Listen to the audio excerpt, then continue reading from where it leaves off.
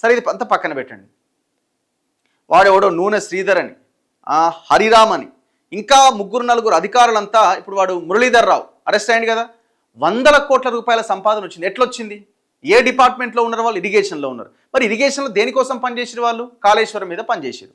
మరి 100 కోట్లు సంపాదించింది కనబడుతున్నది కదా. అవినీతి జరిగినట్టా జరగనట్టా? మళ్ళీ అవినీతి జరగలేదు, అసెంబ్లీలో చర్చించినా మా పైన ఎలాంటి చర్యలు తీసుకోదని కోర్టుకు పోయిరట. కాళేశ్వరం పేరుతో రాజకీయ కక్ష తీర్చుకునే కుట్ర.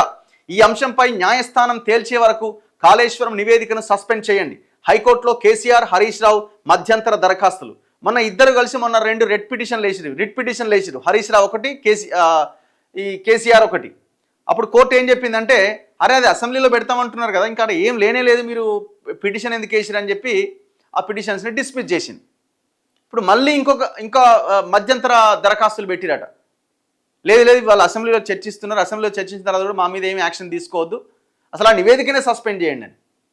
మరి జరిగిన అవినీతిని కూడా సస్పెండ్ చేయాలనా? మీరు మింగి భూములలో పెట్టొచ్చు, ఏమైనా చేయొచ్చు, అయినా కూడా అసలు మీకు వచ్చిన ఇబ్బంది ఏంది? రేవంత్ రెడ్డి కేవలం 10% ప్రాజెక్టు మీదనే ఎంక్వైరీకి ఆదేశించిండు. మిగతా 90% ప్రాజెక్టు మీద ఆయన ఎంక్వైరీకి ఆదేశించడానికి ఇష్టపడతలేడు, మెగా కృష్ణారెడ్డి కాపాడడానికి. మరి మీకు వచ్చిన ఇబ్బంది ఏంది ఇందులో?